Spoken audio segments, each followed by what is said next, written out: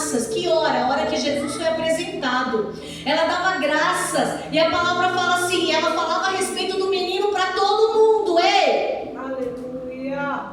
Lembra de Atos 2, do 120, quando o Espírito desceu?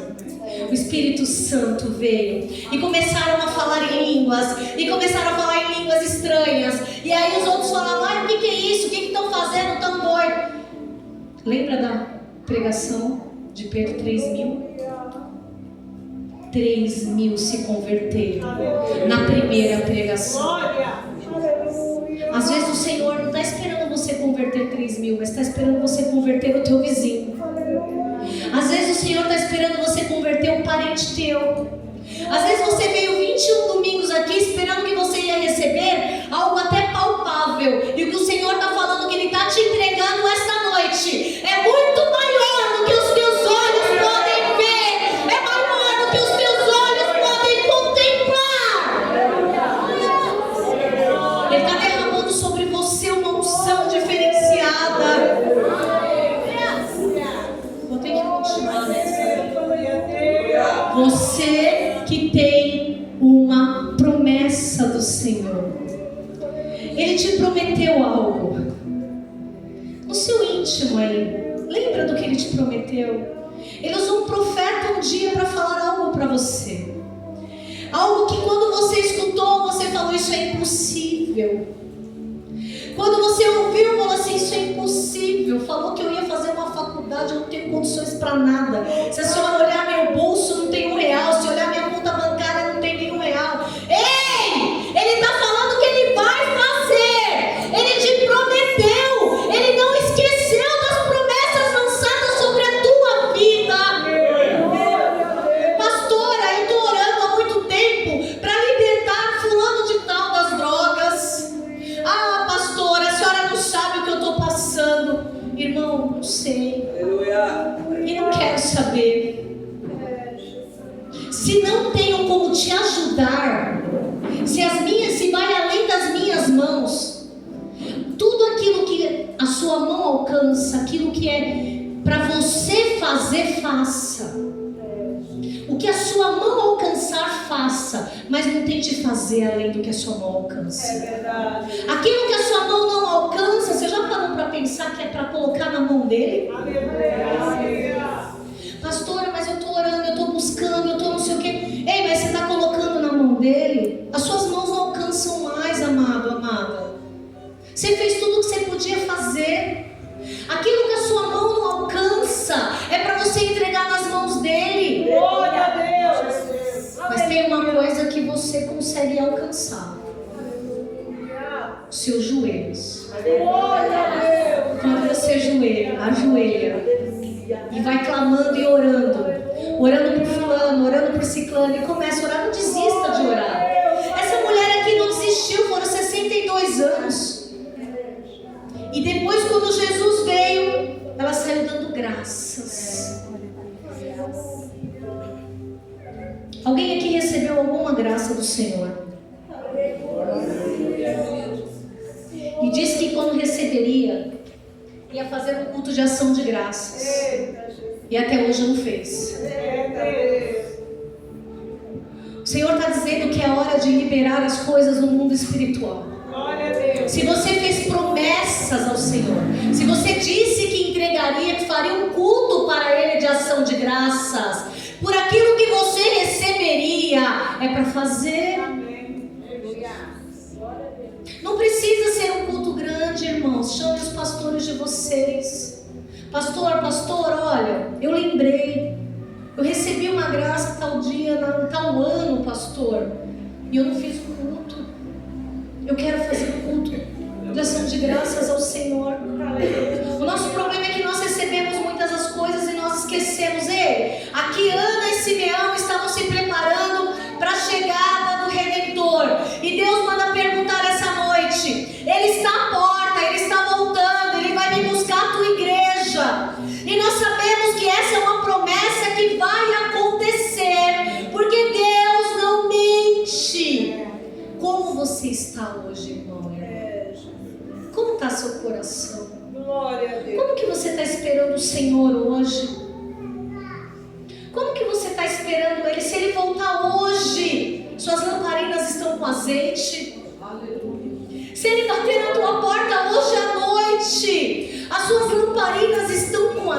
azeite? Ou você está assim, a lamparina está com pouco azeite, mas depois eu ponho. É verdade. Ei, o Senhor, Ele age no de repente. É Deus. E o de repente de Deus, meus irmãos, o de repente de Deus é assustador muitas vezes. É verdade, Deus. Me faltam alguns minutos. Eu vou dar um testemunho para vocês sobre o de repente de Deus, sobre a perseverança, sobre continuar descansando no Senhor mesmo ao meio de tanta adversidade e tribulações. Dia 12 de janeiro, houve uma chuva aqui em Arujá. Uma chuva que não teve trovão, relâmpago, nada disso. Mas foi aquele dia que choveu o dia inteiro. Foi uma chuva assim torrencial. E eu estava na minha casa, eu e meu marido, mais as nossas filhas, a minha mãe e os meus sobrinhos, numa sexta-feira, dia 12 de janeiro deste ano. E a chuva não parava, e a chuva não parava. Para quem é de Arujá, eu moro há 22 anos dentro de um condomínio Rios 3. Quando nós mudamos para lá, tinha apenas 13 casas. Hoje está em torno de 400, amor? 400 casas. De repente, fomos dormir. 10h26 da noite. Olhei para o meu celular, 10h26. Só que, detalhes, na quinta-feira, eu havia ministrado uma palavra e eu não parava de chorar no altar. E eu chorava e eu não entendia. E eu falava para o meu pastor Paulo, eu não sei o porquê eu não consigo parar. E o Senhor falava que ia haver um mover de águas. O Senhor falava que ia haver um mover de águas. E no dia 12 de janeiro, houve um mover de águas. Parte da nossa casa caiu. Estávamos dormindo. Nossa filha de 17 anos, janeiro estava com 16, em março que ela fez aniversário, ficou presa no quarto. E nós acordamos com aquele barulho, aquele estrondo, sem entender o que estava acontecendo.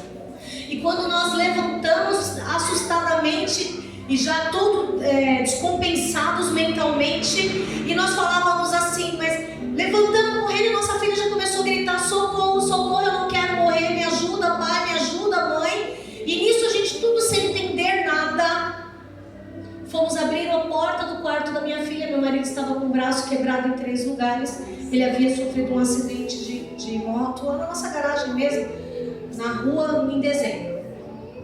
E a porta não abria, e a chuva absurda, e os barulhos, e nós não conseguíamos entender o que estava acontecendo. E aí, minha filha gritando, quando a gente conseguiu abrir uma pequena fresta, eu consegui ver minha filha encurralada no quarto. E não conseguia ver mais nada, porque tinha caído telhado, parede, tudo, nossa casa de madeira. E aí, meu marido empurrando, com o braço quebrado, Deus ajudou. Abrimos uma fresta e eu sei que foi Deus que tirou minha filha daquele quarto. Porque quando os bombeiros chegaram, precisei de 4 homens para segurar a mesma porta que o meu marido segurou com o braço quebrado. E mesmo assim, o tanto que a porta abria, não passava uma criança de 1 ano, muito menos uma menina de 16. Glória a Deus! E quando eu falei para os bombeiros, quando nós saímos de casa, isso tudo muito rápido, irmãos, descemos, abrimos, a minha filha saiu correndo quando ela conseguiu passar, e ela foi direto abrindo a porta da cozinha, e eu gritando com ela pra gente descer pra rua, porque a gente não sabia o que estava acontecendo, porque eu não conseguia ver o quarto dela, eu não conseguia ver a tragédia. Quando abriu a porta da cozinha, que eu tive a noção, irmãos, eu tinha ido dormir 10h26, isso era 11h05 da noite. A água do meu quintal era laranja de tanto barro, e pegava até o meu joelho. E o meu quintal parecia um rio que chegava a fazer até corrente. Nisso a minha filha passou pela água e foi para o fundo para salvar nossas cachorras. Uma cachorra minha mãe conseguiu salvar, a outra ela conseguiu a salsicha, que é uma de 14 anos, e a outra morreu soterrada. Quando nós chegamos no fundo, que eu tive a noção do que estava acontecendo, eu olhei para cima. Os irmãos não têm noção. Havia desmoronado no nosso condomínio, como é muito morro, tem uma coisa chamada canaleta. Então é canaleta de águas pluviais. É uma escadaria grandona que ficava na lateral da minha casa, do lado do meu muro, e que pegava todas as águas das ruas de cima. Essa canaleta rompeu. Ela formava uma cachoeira. Quando ela rompeu, tudo aquilo caiu em cima do nosso muro da casa, que era muro de arrimo. E tudo isso caiu em cima do quarto das minhas filhas. Fora isso, um barranco enorme, caiu tudo na nossa casa. E nós saímos correndo com a roupa do corpo, com a roupa literalmente do corpo. Descemos para a rua e quando a gente impactada, e naquela chuva, aí uma vizinha saiu correndo para ajudar a gente, a outra também. E começou aquela loucura, e minha filha, todo mundo em pânico. E eu olhava, eu falei, Senhor. Bombeiro chegou uma hora depois chegou polícia, depois chegou guarda civil, aí tal, foi interditar a nossa casa. Irmãos, são 5 meses que nós estamos sem a nossa casa. Há 5 meses que eu moro num apartamento em Arujá alugado. Minha casa é própria, à base de muita luta. E nós estamos num apartamento alugado para a honra e glória do nosso Senhor Jesus Cristo. Porque quando a gente olha lá no Rio Grande do Sul, a gente vê a luta daquele povo. E aí, eu falei, Senhor, que tragédia. Quando nós voltamos no dia seguinte, perdemos quase tudo, desde móveis, porque dentro da casa, perdeu tudo. Perdeu móveis, perdeu um monte de coisa. Ficamos 17 dias vivendo de favor, até a gente conseguir arrumar recurso financeiro para alugar um lugar para a gente morar. E é onde nós estamos até hoje, porque nossa casa está sendo reconstruída com uma culpa, juridicamente. É do condomínio por falta de manutenção e foi descoberto várias coisas erradas. O condomínio assumiu tudo. Só que para ele assumir tudo foi difícil. E só nós sabemos o que nós passamos. E eu não lamentei, irmãos. Eu fiquei muito triste mesmo. Eu chorei, mas eu chorava e louvava o nome, engrandecendo o nome de Deus, porque minhas filhas estavam vivas. Quando o meu pastor me mandou mensagem e falou, pastora Mônica, no sábado, o que a senhora quer que eu faça? O que eu posso fazer para te ajudar? Eu respondi para ele, pastora, me coloca para pregar amanhã. Glória a Deus. E ele falou na hora para a pastora Tati, ela é louca. Sou louca por Jesus. Porque quando eu subi no altar, a igreja tudo com aquela cara de pena pra gente. A igreja olhando e gente já chorando quando nos via. E eu falei, irmãos, eu tô subindo aqui não é pra ninguém sentir pena de mim não. E é a mesma coisa que eu falo pros irmãos agora. Aleluia. Eu subi no altar no dia 13, minha casa que é o dia 12, 13, dia 14, no domingo, para glorificar o nome de Deus. Porque subir no altar e falar, olha irmãos, descanse no Senhor é fácil. Falar descanse é fácil. Agora viver o descanse no Senhor não é fácil. Mas quando você tem um líder à frente que mostra para você, olha, é possível descansar sim no Senhor. E Ele promete e Ele cumpre. E eu fui numa igreja perto do apartamento. Quando eu desci, um dia eu fui lá na igreja e uma mulher pegou, não me conhece, nunca me viu, levantou, foi lá no altar e falou, eu preciso falar uma coisa. Tem uma mulher aqui dentro que precisa ouvir um negócio. E o condomínio havia falado que não ia pagar, que não ia, estava tendo uma briga jurídica terrível. E eu comecei a orar a Deus. Comecei a falar com meu marido, o que nós vamos fazer? Meu marido é advogado, gente. Então assim, pagar advogado eu não precisaria me preocupar. Mas vocês entendem que eu não queria me indispor juridicamente com o lugar que eu moro há 22 anos. E eu conheço as pessoas e eu tenho respeito. E não é só por isso. É porque o Senhor não ia mover águas. O Senhor não ia mover as coisas para que eu fosse humilhada. Para que meu marido fosse humilhado. Ei, eu quero falar aqui para você que todas as vezes que o Senhor move águas é para te honrar. Foi assim para atravessar o mar. As pessoas que quando atravessaram reclamaram da água.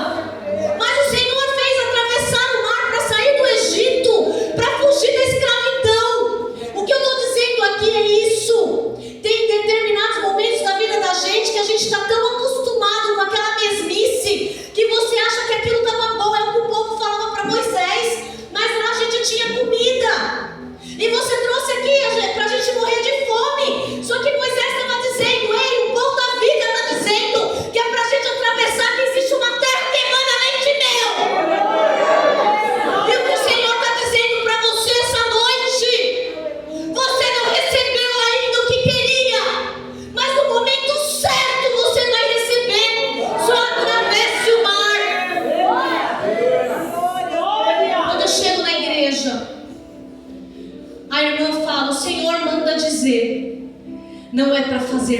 nada.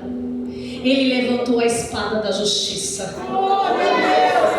Saí de lá. Deus é lindo. É gostoso quando Deus fala com a gente. A gente sai metido. A gente sai do culto se achando. Ai, Deus, eu sou assim, se você não é. Eu sou, quando Deus fala comigo, porque eu sei que Ele me ama. Eu sei que Ele me ama. E aí, quando eu cheguei pro meu marido, eu falei, ó, Deus falou que não é pra fazer nada. Você está entendendo o que eu estou falando aqui? Aleluia. Alguém está falando para alguém aqui. Ei, tá pensando em bater boca ali com alguém que falou algo de você, para ficar quietinho. Não é para falar nada não, que a justiça é de Deus. A justiça é dele. Não precisa se mexer, não precisa fazer nada. Só glorificar o nome dele. Só continuar orando, continuar jejuando, continuar clamando, continuar crendo e guardando as promessas dele. A justiça é dele. É ele que vai fazer justiça por você. Peraí, viu, irmãos? Eu não estou dizendo que vocês não precisam procurar advogado, não. Meu marido precisa trabalhar, tá? Tem coisas que é necessário. Se Deus não falar para vocês que não é para vocês, brincadeira. Mas aí observe uma coisa. No dia seguinte de manhã, pastor, no café da manhã, eu fui no culto à noite. Café da manhã tá eu e meu esposo e eu conversando com ele. Deus falou que não é pra gente fazer nada. Deus falou que é pra gente ficar quieto. Viu, pastor? Deus tá falando que é pra ficar quieto. Deus tá falando que ele vai fazer. Que tudo que estão falando, que tudo que estão... Fica tranquilo que é ele. É ele que coordena tudo. Aí, a gente conversando, vibra o celular. Fábio, queremos marcar uma reunião com vocês, tal. Resumindo, o Senhor tinha levantado a justiça. A espada da justiça. O nome está ressarcindo em tudo. Inclusive, agora, no nosso aluguel. Então, Deus disse, você está entendendo que tudo aquilo que Deus promete, tudo aquilo que Deus fala, Deus não envergonha a gente não, irmãos. Deus não envergonha os seus filhos que são honestos. Deus não envergonha aqueles que guardam os seus mandamentos, aqueles que seguem os seus mandamentos. Talvez alguém pode ter pensado assim, mas se a casa dela caiu, né? Ela deve estar em pecado. Ridículo. Não. Sabe por que a casa caiu? Para que eu continue glorificando o nome dele, exaltando o nome dele. Ele falou para mim que vai me entregar chaves novas. E se a pastora me permitir, quando eu receber as chaves novas, eu chamo a pastora e venho aqui testemunhar. Porque todos os lugares que eu estou indo, que eu sou chamada para ministrar, eu estou escrevendo o nome, porque todas eu vou voltar para mostrar as chaves da casa que o Senhor vai estar colocando em minhas casas. E eu vou voltar aqui para glorificar o nome dele novamente e mostrar para vocês a chave da nossa casa. Porque não é para a nossa glória, é para a glória dele. Não é para o nosso nome, é para o nome dele. Irmãos, eu falei tudo isso para que vocês entendam que muitas vezes quem está aqui na frente, às vezes passa a impressão que é onipotente ou que não tem problema. É assim com a liderança de vocês também. Eu garanto que muitas vezes os líderes sobem aqui para ministrar para vocês e o coração deles está em frangalhos, por problemas que muitas vezes nem chegam aos ouvidos. Porque é para isso que nós somos chamados para apacentar. Agora, de que forma que nós deixamos a grama verde ali quando o Senhor manda, só é nós e Deus. Porque aquele que tem o chamado, aquele que é escolhido pelo Senhor, ele enfrenta muitas coisas. Mas nós sabemos que aquilo que nós enfrentamos é porque o Senhor está ali, Ele cuida em cada detalhe. Foi assim com a profetisa Ana. Ela ouviu que, ela sabia que o Redentor vivia e ela fez uma escolha. Ela fez uma escolha aqui de não casar novamente. Ela fez uma escolha de estar na casa de Deus, no templo. Ela escolheu simplesmente viver para Deus. Ah, pastora, você quer dizer o quê? Ela ficava lá no templo porque ela não tinha filhos e porque ela não tinha marido. Então ela tinha tempo. Não, irmãos, não é isso. Aleluia. Ela ficava no templo porque foi uma escolha dela. Mas também pode ser uma escolha minha e sua. Quando eu digo ficar no templo, irmãos, não é que nós vamos ficar aqui 24 horas, de segunda a segunda, de domingo a domingo, não é isso. Eu estou dizendo que às vezes tem coisas que você pode fazer que está no seu alcance e você deixa de fazer, às vezes por orgulho ou às vezes mesmo por não achar que é capaz. Mas deixa eu falar uma coisa para você. Quando a gente acha que a gente não é capaz de tal coisa, aí que é para você fazer mesmo. Sabe por quê? Porque significa que é o Senhor que vai te direcionar. Porque quando nós achamos que nós somos capazes, quando nós somos soberbos, aí sim, a gente não deixa o Espírito Santo agir. Quando a gente sente frio na barriga, quando a gente tem temor de levar a palavra, quando a gente vai buscando